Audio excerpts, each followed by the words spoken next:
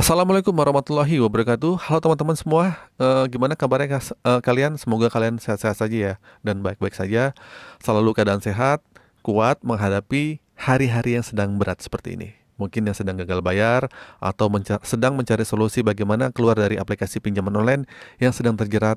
Tonton video ini sampai habis. Mungkin ini akan jadi solusi untuk kalian. Nah, kali ini saya akan bahas hal yang sering banget ditanyakan dan bikin galau. Pertanyaannya adalah, kapan sih kita boleh hapus aplikasi pinjol, terutama yang sedang gagal bayar atau setelah gagal bayar?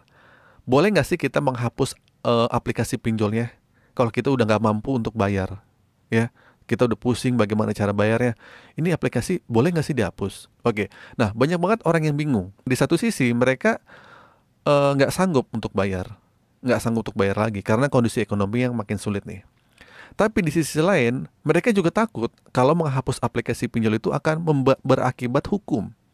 Takut dibilang kabur lah, takut dianggap lari dari tanggung jawab.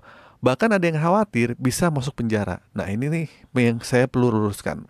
Nah jujur aja ya, pikiran kayak gini, ini bikin tidur nggak tenang, bikin tidur nggak nyenyak, dan juga kerja jadi nggak fokus. Oke, kita bahas pelan-pelan. Yang jadi pertanyaan, hapus aplikasi pinjol boleh nggak? Jawabannya boleh. Menghapus aplikasi pinjol dari HP kalian itu bukan tindakan kriminal. Itu hak kalian sebagai pemilik HP. Nah, aplikasi kalian yang sedang unduh atau sedang install, kalian juga yang berhak hapus kapan saja. Jadi kalau kalian sudah merasa stres, capek atau terganggu dengan notifikasi atau teror dari aplikasi tersebut, silakan hapus. Nggak ada undang-undang yang melanggar kamu uninstall aplikasi. Dan sampai detik ini, belum pernah ada orang yang dipenjara hanya karena menghapus aplikasi pinjol dari HP kalian. Jadi pertanyaan nih, tapi kan saya belum bayar, apa nggak masalah? Nah ini penting, menghapus aplikasi bukan berarti utangnya hilang. Utang tetap ada, walaupun aplikasinya sudah kalian hapus. Tapi sebenarnya langkah ini bisa sedikit mengurangi tekanan mental kalian. Nah, ada orang yang bilang kalau aplikasinya saya hapus berarti saya melarikan diri dong. Ya enggak juga. Yang kamu lakukan adalah menjaga diri kalian dari stres yang berlebihan. Kadang notifikasi tiap jam, ancaman tiap hari, suara DC yang kasar itu bikin kita jatuh mental. Kalau kalian sedang down, kalian tuh nggak akan bisa mikir jernih buat nyari jalan keluar.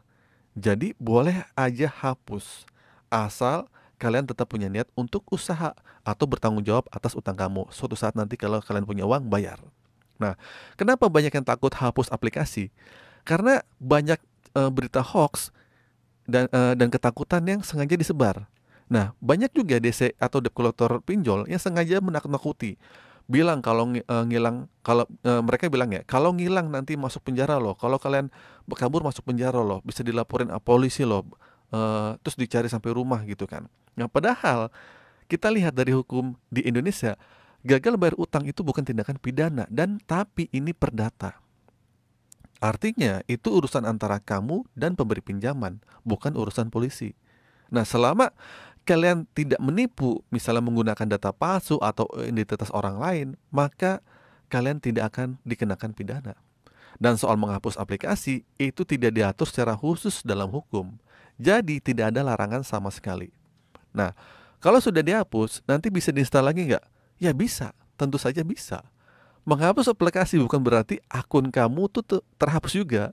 Data kalian masih ada di sistem mereka. Jadi kalau suatu saat kalian ingin menyelesaikan kewajiban kalian atau pengen bayar lah kalau misalnya ada uang, ya udah tinggal install lagi tuh aplikasi, tinggal login lagi, ya udah, terus tinggal melihat status ketagihan kalian. Artinya kalian itu tidak benar-benar kabur, hanya butuh waktu aja untuk menenangkan diri. Nah, menghapus aplikasi apakah selesai masalah? Ya sayangnya sih enggak ya. Nah, hapus aplikasi itu cuman hanya mengurangi tekanan mental. Jadi gini, kalau kita lihat aplikasi, aduh, kebayang-bayang nih. Buka HP, aduh ada aplikasi ini nih, jadi gimana ya gitu kan. Jadi kepikiran kan. Nah, jadi gini, masalah utang tetap ada. Kalau kalian punya kalau dan kalau minjam dari pinjol legal, data kamu tetap tercatat di Slack OJK kalau kalian tidak bayar. Artinya Artinya kalau kalian punya niat untuk pinjaman ke bank atau lembaga resmi di masa depan, ya catatan kamu akan bermasalah aja. Tapi kalau pinjol yang kamu pinjam itu ilegal, maka ini nggak masuk SLEK OJK. Jadi bagaimana Bang harusnya? Pertama, kalau kalian sudah gagal bayar, tenang dulu, ambil napas, jangan panik. Banyak orang di posisi kalian seperti kalian. Banyak orang di posisi yang sama dengan kalian. Yang kedua, hapus aplikasi kalau itu membuat kalian lebih tenang. Tetap ingat ya, kalian tuh masih punya tanggung jawab. Terus ketiga, kalau dari pinjol legal, coba hubungi mereka dengan baik-baik. Minta aja keringanan kalau kalian punya uang, tapi cuma setengah, minta diskon pelunasan bisa apa enggak. Terus keempat, kalau dari pinjol ilegal, nggak usah dibayar. Karena laporin aja ke OJK atau Kominfo, itu pemerintah yang bilang. Terus yang kelima, jaga mental sama jaga iman. Banyakin doa, minta sama Tuhan kalian, minta sama Allah supaya dibukakan jalan keluar.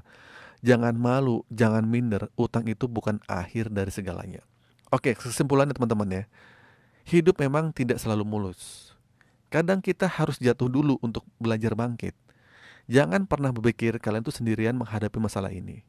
Banyak orang yang pernah terjebak pinjol, tapi bisa keluar karena tetap tenang dan berusaha. Ya enggak? Nah ingat, kalian boleh hapus utang aplikasi pinjol itu kapan saja. Itu bukan dosa, bukan pelanggaran, bukan kejahatan. Yang penting tetap ada niat untuk menyelesaikan semuanya itu.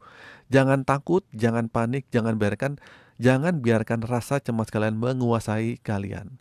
Oke, semoga rezeki teman-teman diluaskan, utangnya cepat lunas dan hidupnya bisa tenang dan hidup bisa lebih tenang ke depannya.